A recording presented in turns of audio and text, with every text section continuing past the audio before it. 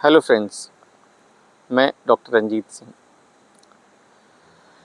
Dear friends, अगर आप LT English की तैयारी कर रहे हैं तो अब अंदाज़ा मार के देखिएगा, कल से आपके पास हार्डली 17 डेज़ बचेंगे।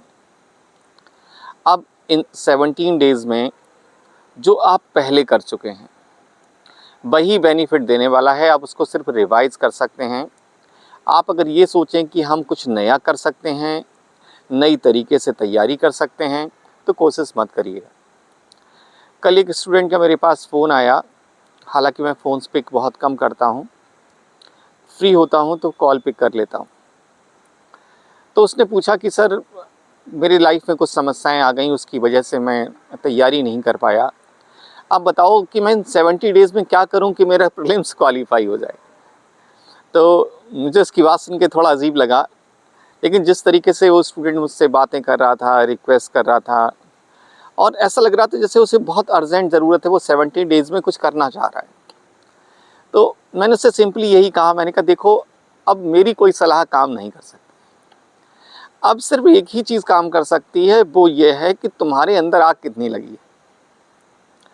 अगर तुम्हारे अंदर आग बहुत लगी है और तुम्हें लग रहा है मैं कर डालूंगा, तुम्हारा बैकग्राउंड बहुत अच्छा रहा है, बेसिक्स तुम्हारे बहुत क्लियर हैं ग्रामर वगैरह के, कोई स्टूडेंट एकदम नहीं पढ़ा है मान के चलिए और उसके बेसिक्स ग्रामर के थोड़े अच्छे हैं, तो 50-55 क्वेश्चन में 30 से 35 वो लगा लेता है, ईजिली लगा लेता है। 30 से 35 ये वो चीज़ें रहती हैं जो हमारे ब्रेन में रहती हैं क्योंकि हमने पढ़ाई की है।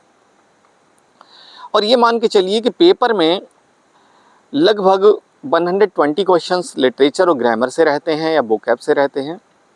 इसमें अगर कोई बहुत ज़्यादा तैयारी नहीं किया है, उसने समय उसका गुजर गया है ऐसे ही, तो 50 से 60 पे वो तब भी पहुंच जाता है।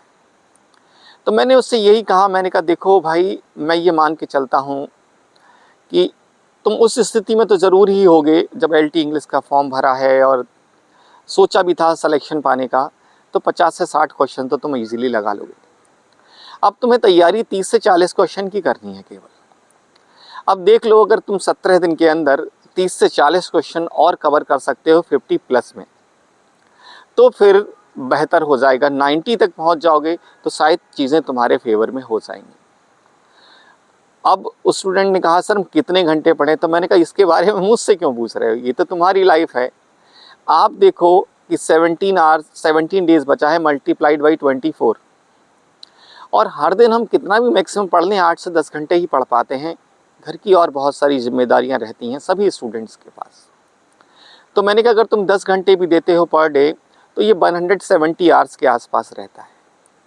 और 170 आवर्स में देख लो कि एक बार ग्रामर रिवाइज करनी है, लिटरेचर की बुक जो ब्लैक वाली बोला मैंने ले ली है, तो मैंने कहा अब देख लो कितने घंटे में उसे फिनिश कर सकते हो। अब बात सिर्फ फिनिश करने की नहीं है, साथ में घर में किसी ऐसे व्यक्ति को बिठाना जो तुमसे उस टॉपिक से रिलेटेड क्वेश्चंस पूछ सके। जब आप पढ़ लें किसी चैप्टर को, तो आप घर में किसी फैमिली मेम्बर से कहें कि जो एमसीक्यूज नीचे दिए हुए हैं मुझसे पूछो, मैं ये जानना चाहता हूँ ब्रेन में कितना रिटेन किया है हमारे। डियर फ्रेंड्स, मैं एक्चुअली जब बीएचयू बनारस हिंदू यूनिवर्सिटी में पढ़ता था, तो ऐसे ही सर्दियों का सीज़न जब होता था तो हम सब फ्रेंड्स बाहर घास पे बैठ जाते थे और डिस्कशंस करते थे। मुझे आज भी याद है कि किताबों में पढ़ी हुई चीज़ें मैं शायद भूल गया हूँ, लेकिन जब कभी मैंने डिस्कस किया अपने फ्रेंड्स के साथ, उन्होंने मुझसे कुछ पूछा, मैं जवाब दे पाया या नहीं दे पाया, लेकिन उस क्वेश्चन का आंसर जब डिस्कस हुआ आपस में, तो मुझे आज तक याद है। उसे मैं भूला नहीं, उसे मैंने कभी रिवाइज भी नहीं किया किसी बुक से, लेकिन वो मेरे ब्रेन में छप गया। तो मुझे ऐसा लगता है कि अब ज़रूरत हो जाती है एक अच्छे से ग्रुप डिस्कशन की। अब ज़रूरत हो जाती है एक कंपनी की, जहाँ लोग शाम को 10 स्टूडेंट्स आपस में बैठकर एक दूसरे से कोई एक चैप्टर ले लें और उससे जुड़े हुए सब क्वेश्चंस पूछ डालें। वहाँ जो चीज़ें आपको आती हैं वो तो आप रिप्लाई करेंगे ही, जो छूट गई हैं आपसे वो दूसरे जब रिप्लाई करते हैं तो आपके ब्रेन में एक आग रहती, करे ये मुझे नहीं आता, आप उसे रट जाते हैं, अगली बार ये मिस्टेक नहीं हो। तो अब मुझे लगता है कि बचे हुए 17 डेज़ में कोई ऐसी चीज़ है जो आपकी बहुत मदद कर सकती है, तो वो है कंपनी। वो है कोई ऐसा फ्रेंड आपका जो आपसे क्वेश्चंस पूछे।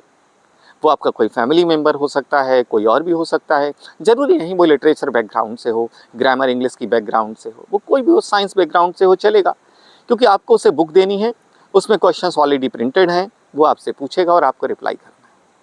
तो हो सके कोशिश करिए फ्रेंड्स कि आने वाले जो 70 डेज़ हैं, इनमें आप अपने फ्रेंड्स के साथ बैठिए। आप फैमिली में कोई ऐसा पर्सन चूज़ कर लीजिए जो आपसे 1 घंटे क्वेश्चंस पूछ सके। आप सीधे बुक दे दीजिए, कहिए इस चैप्टर से पूछिए। और अगर आप ये टेक्निक अपनाते हैं आने वाले 17 डेज़ में, तो आप सब रिवाइज़ कर डालेंगे, कहाँ कहाँ कमियाँ रह गई हैं आपको पता लगता रहेगा डेली। तो डियर फ्रेंड्स, मैं ऐसे ही वीडियोस लेकर आपको आता रहूँगा, मैं आपसे सीखता हूँ। मुझे लगता है कि जो स्टूडेंट्स तैयारी कर रहे हैं उससे बेहतर मुझे कोई फीडबैक नहीं दे सकता, उनसे बेहतर मुझे कोई नहीं सिखा सकता, और उसी के आधार पे मैं अपनी सलाह आपके सामने रखता हूँ। सो आज के लिए इतना ही। Thank you very much.